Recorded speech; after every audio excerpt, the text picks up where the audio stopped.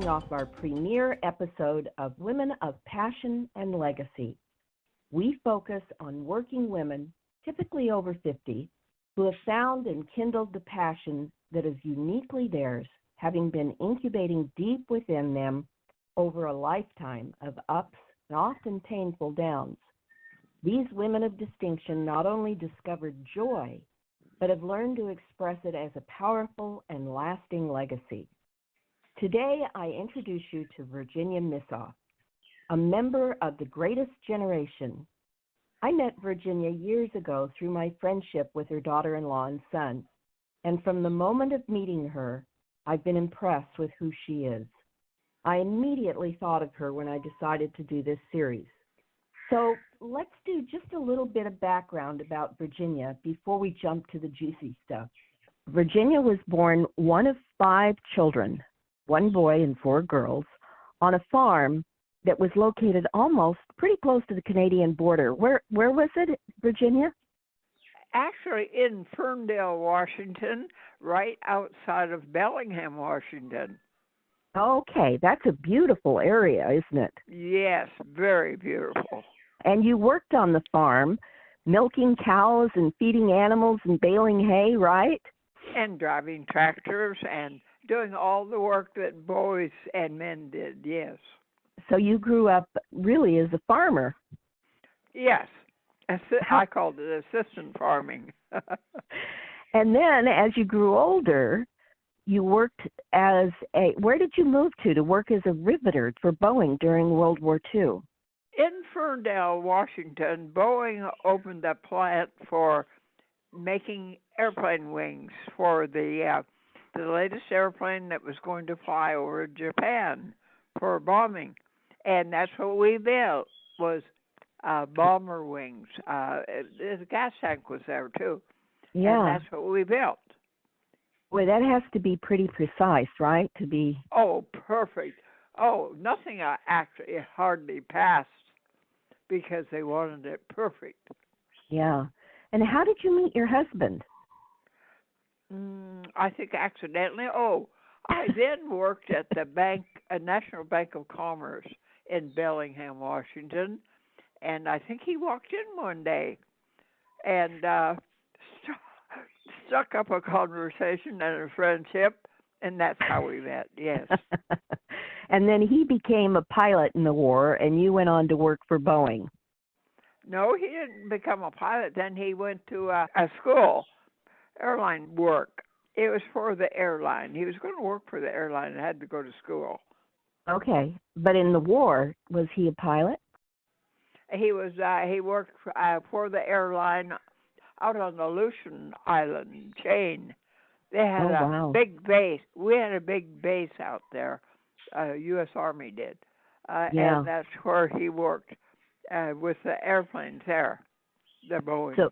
So you were working with Boeing and he was working out there. Interesting. And then from there, after the war, you both ended up moving up to Alaska. Is that correct? Yes. We went to Alaska just to visit his parents, and we ended up staying, and I worked for Fish and Wildlife in Juneau, Alaska. And he worked for the Bureau of Roads, United States, because we were not a state then. We were a territory. Wow. So were you there when the United States acquired Alaska? Yes.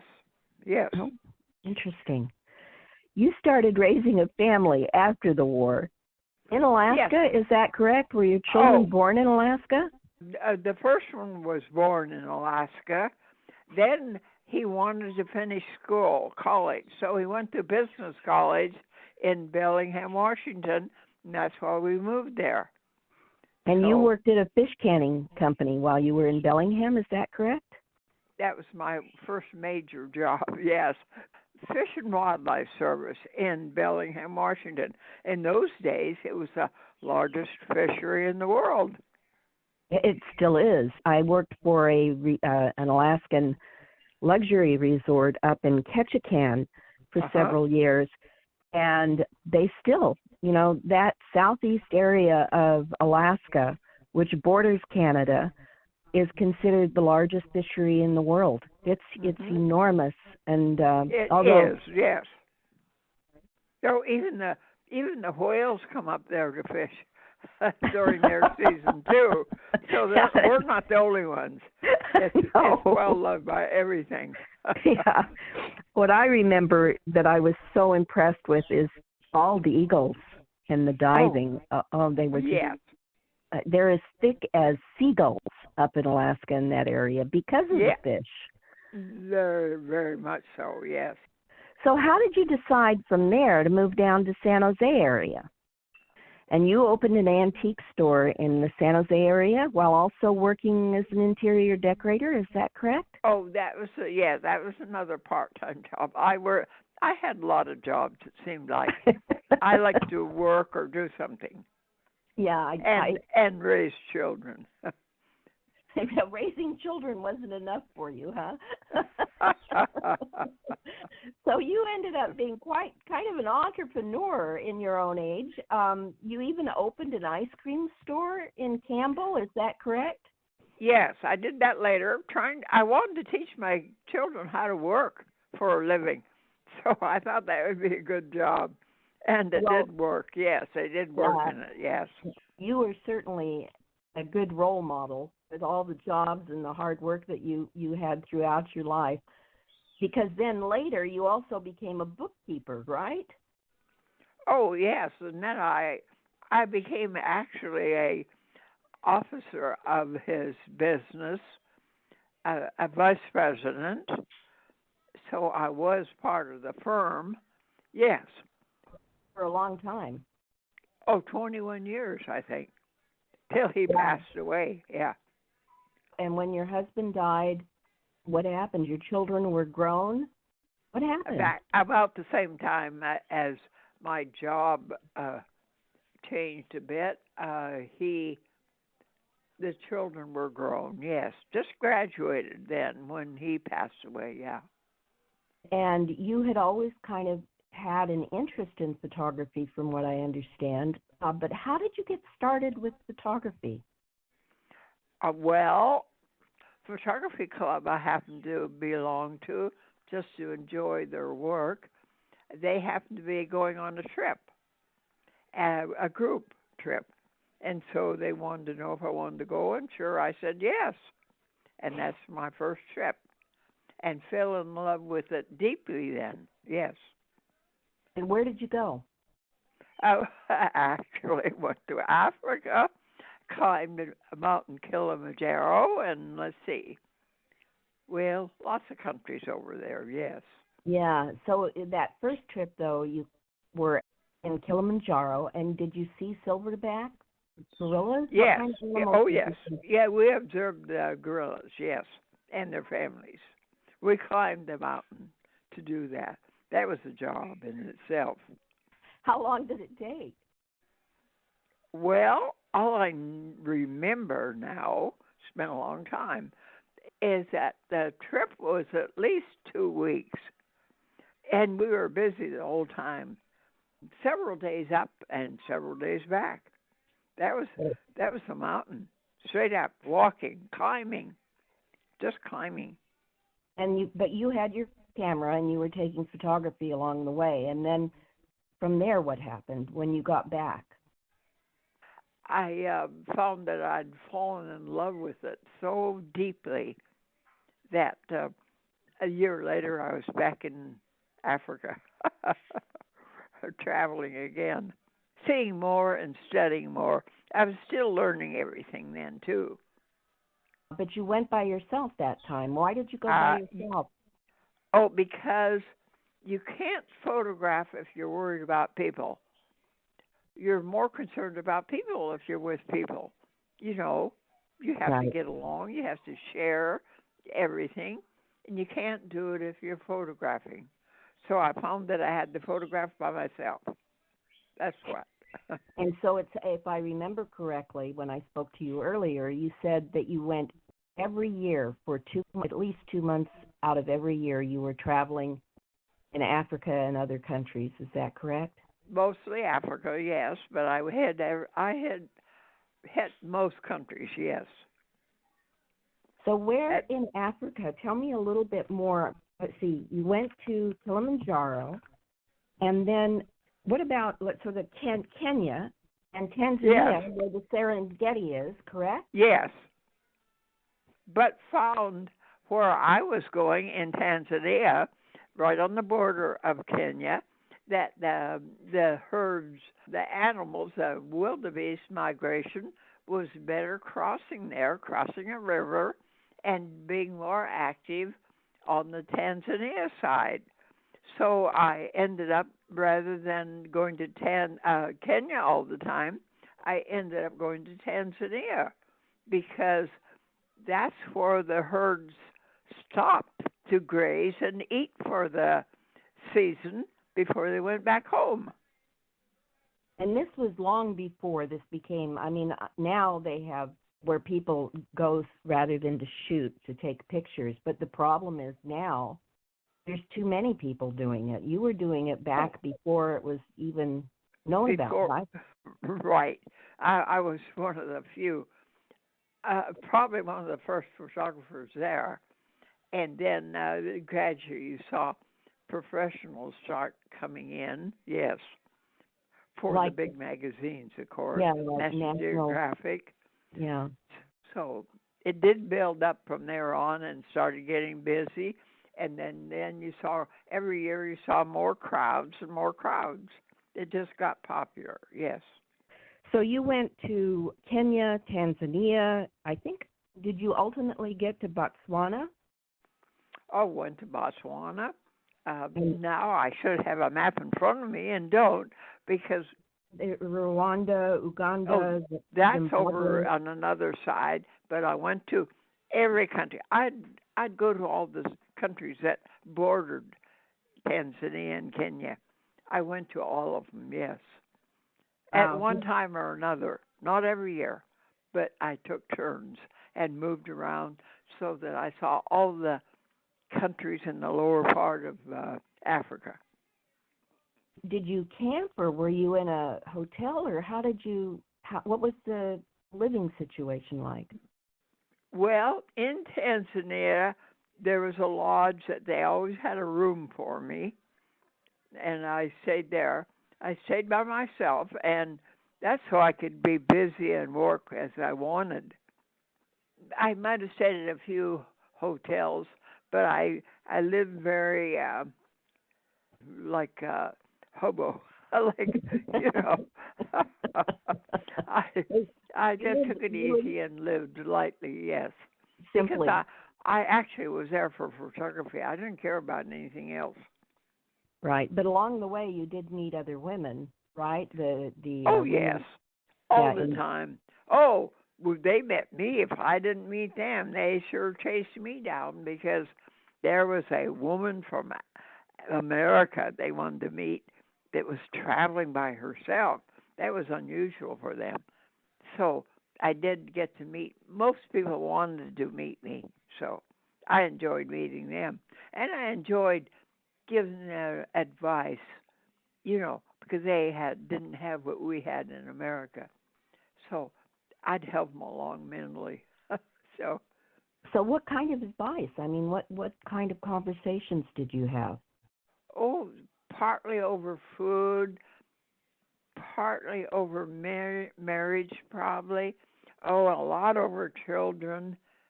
Anything they wanted, I was there for. I felt I was there for them. I owed it to them because they were giving me all this beauty and everything, and so why shouldn't I help pay them back for it?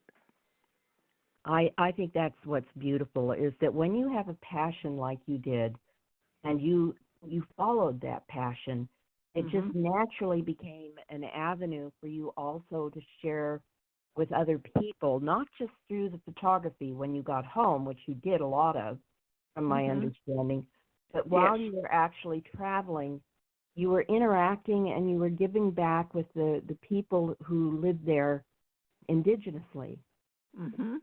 I always thought I was helping him. That's what I thought. And I think I did actually somewhat help them on a minor scale, yes. My notes say something about a women's clinic in Nairobi. Is that accurate? Yes. Oh, I went to several of those now. One in Rwanda was the more active one because they wanted me to visit their clinic. It was all to help women go. So I'd give them little lectures that they wanted to hear about, what Right. they could do to help too, because a lot of them were there just to help all the children that had lost their parents and didn't have them and needed help, So, yeah. There is a United Nations study that came out quite a while ago, actually, that looked at women around the world, and particularly women in areas that needed help. And what they found was that, and this is a study that you can look up with the United Nations for our listening audience. What they found is that women are truly the change agents far and above men.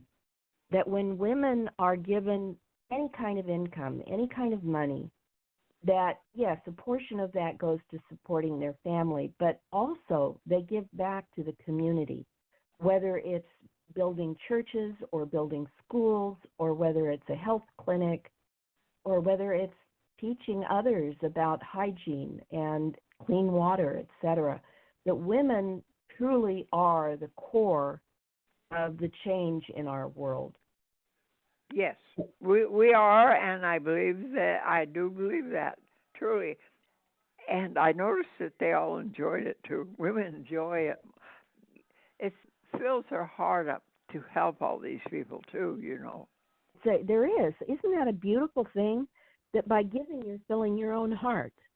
It's a natural flow that occurs from heart to heart between women working in these kinds of not in these areas, but really anywhere around the world. I think women have a tremendous power to give and to create a flow of change. I think that is so important. Yes, I agree with you, yes. So at this point, I'd really like to kind of switch gears just a little bit and talk about South America, because you went there too. Where did you go in South America? Brazil, let's see, the furthest state down, the first country down.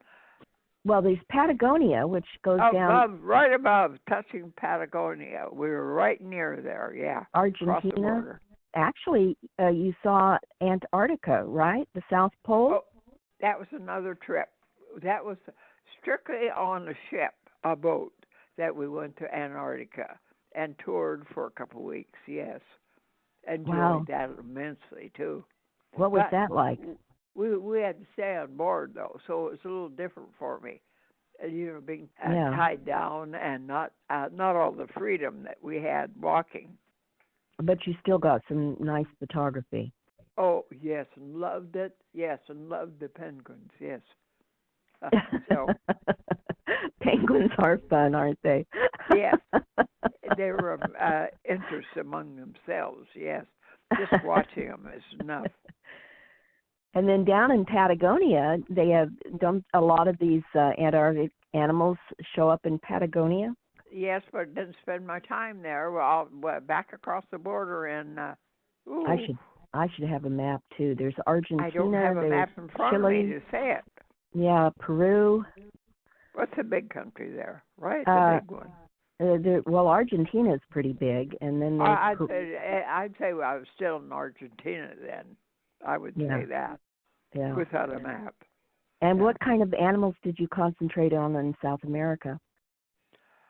Oh, everything, and all your cat families, lots of different cats that you never met before, and of course, every animal there was. Let's see, they are what family now? You're not llama or not especially that, but they are there. Yeah, in the hills, different areas are different animals. Yeah, and did you see like puma and yes, jaguars and yes, a lot of those down there. Yes. That's a special interest to me. When I was in college myself, I had an interest in wildlife ecology, and I always wanted to specialize in the big cats, the cougars and things like that down in South America. I'd go to where I was and to the lower part of that country where I was. They're all over. Yeah, it's a beautiful, beautiful country. Just a couple of years ago, I had the opportunity to go to Ecuador for 2 months. And that's really what changed my life so much. Oh. Isn't that interesting how trips like yours with the group that you went to the first time to Africa, mine down to Ecuador just completely changed my life. Like you, I had reached a point in my life where my children were adult and I was alone. And I was making a decision, where do I go from here? And this opportunity popped up. But while I was down there, I discovered a deeper part of me that had more to give. And so I fell in love with the country, and I've absolutely, it has changed my life since I returned, and I intend to go back there. And in fact, I think that more to give, that happened to me too. The older I got, the more I traveled, the more I gave, and the more I enjoyed it. Yes, yeah, that's the way it goes. So I wanted to also bring up about South America, the rainforest. Did you spend much time in the rainforest areas? I'm guessing you did. Well, yes, briefly though. It wasn't, probably only a couple of weeks, probably.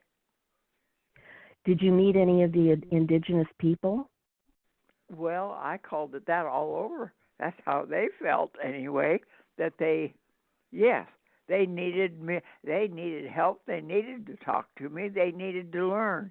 They needed everything. So I was there. I figured for to help them that way, emotionally, not money-wise, no. Right. But emotionally, I think I was there to help them. They needed that. Yeah. There's a story that I like to tell from a mentor of mine. Her name is Sage Levine, and she visited Ecuador in particular and went into the rainforest with Marcy Shimoff. I believe is the right way that you pronounce it. Anyway, there's an organization called Pachamama, which goes into the rainforest, and its purpose is to help the indigenous people keep the rainforests away from the oil companies so that they can keep their culture. Right. And while Sage was down there, the thing that impressed her is they had a meeting with some of the indigenous women, and through a translator, the women explained that it was the men's job to go out into the rainforest to collect the food, to build the boats, to chop down the trees, and bring them in to build the villages. And of course, it was the women's duties to raise the families and to fix the food and to do all of that. But what they said is it was also the women's responsibility to tell the men when it was enough. In other words, don't cut down any more trees, don't catch any more fish. We have plenty for now. Yeah, so they had a sustainable purpose as women to let the men know to stop, that it was enough. So the women in the village said to Sage and Marcy, they said, we want you to take a message back to the women of the world where you live and ask them this question. Why are the women not saying to the men that it's enough? In other words, why are we allowing the mass production that we've fallen into and not telling the men that it's enough, that it's our job to stop this craziness in the world of this planet that we're actually destroying through all of the oil companies, Well, I thought that we were somewhat. I felt that way when in my camera club when they often liked me to give a showing and a speech with it. And what I did, I thought I was doing that. I really thought I was helping everybody in the world by telling them. So, yeah. The whole purpose of photography, besides sharing the lives of the animals and the nature, I think is to help people recognize how important it is for us to protect these natural pieces of beauty and places, as well as, like you were doing, also talking with the women in the villages, so there was a give and a take. You gave a number of presentations, is that correct, at different organizations showing your photography? Yes. People were good about inviting you. They wanted to know more about it. They wanted to travel there, probably, and wanted to know first my opinion or pictures or something. Yeah. So I'd help them that way, I thought. Yeah, absolutely. And then while you were traveling, too, as you mentioned, you ran across National Geographic. You even ran across Disney at one point, too. Is that correct? Oh, yeah. Everybody, about all professionals you run across eventually, yes. And they invited you, actually. I think Disney invited you on one of their sets for a show they were producing called The Far Off Place. A Far Off Place. Isn't that funny? I remember it now that you said it. Yes. Yeah. It's been a long time they did that because it was new to them too in those days. So I think they appreciated it. Absolutely. So, okay, tell me, when did you stop and why did you stop? Where do you go from here? Oh, I'm not stopping. I can't see anymore, but I'm not stopping. I will. I'll be here for whoever wants to listen or watch or whatever. Yes. Yeah, I'm not going to stop, and I'll not stop talking about it either. Even if I can't see, I'll talk about it. So how old are you now, Virginia? I'm going on 97. Congratulations. Wow. And when did you lose your sight so that you couldn't travel anymore? First, you lose your eyesight where you can still see and do things and set the camera. That was 10 years ago. But then you gradually lose more and more and more. And so I'd have to say, well, I started losing my sight at 2010. And that was it. Gradually, every year I lost more till I decided in a couple more years from that, probably in 12 or 2013 in there, and that I wouldn't even bother traveling anymore because I'd have to set my camera too much and couldn't do it, and to focus. But you continued working on your photography as far as setting up exhibitions, right? Yes, I did. I did until, I moved. I moved to Oregon, and that dropped out of the club that I was so active in and did a lot of showings for them, yes. Right. And that was 206 is when I moved from there. And then, but you were also, if I understand correctly, you were putting together a presentation that people were encouraging you to submit to National Geographic because you knew people there, correct? Yes, and I still have it open, still do pull it out once in a while and work on it, yes. I still have dreams of doing that and giving National Geographic my work, yes, I really do. Yeah, I would like that to happen too and help that. Hopefully maybe this show will get a little more recognition and generate some more interest so that we can do that together. Virginia, I am looking forward so much to seeing. I know that you're in the process of pulling pictures together so that you can send me some. For those of our listening audience, I will be working on this with Virginia, and as I can put together a video of her work, I will be notifying you.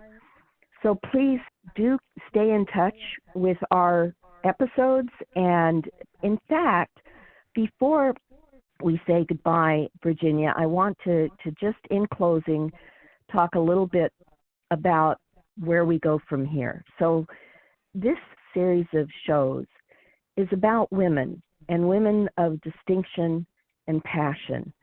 but it's also about how you, as a listening audience, can become a woman of passion and legacy. As a woman's coach, I empower women, often over 50, who are struggling to find their purpose and are ready to, like Virginia, discover that inner passion to develop into a lasting and powerful personal expression that others will remember you by. Our programs include many surprises, so be sure and head to our website, BlueSky-Lifestyle, to learn more. The link naturally is in the caption below this interview. So, Virginia, before we wrap things up, I do want to give you an opportunity to share anything that we may have missed. I mean, I have trouble wrapping my arms around it all. You've been to Africa, you've been to Antarctica, South America. You didn't stop your photography as far as your trips were concerned until you were well or close to 90 years old, and you continue to work now. Yes. Well, I still enjoy it just as much. So it's 24 now, isn't it? Right. Wow. Incredible. I'll always enjoy it. I'll always encourage women. I believe I had one of the better lives that women have. Yes, I really do. Well, you made it that way, Virginia, with all of the various things that you've done, and then your ability to say, you know, I'm not done yet. I'm not done yet, and there's still time, and I'm gonna go for it. I'm gonna have fun. I'm assuming that you had fun doing this. Yes. Well, you missed a lot of countries too, like Alaska. Which don't forget Alaska, Canada. You know, they were very interesting countries too. Yeah, and you did take photography up in northern Canada and Alaska, right? Yes, I did. Yes, I do have some of that work, yes.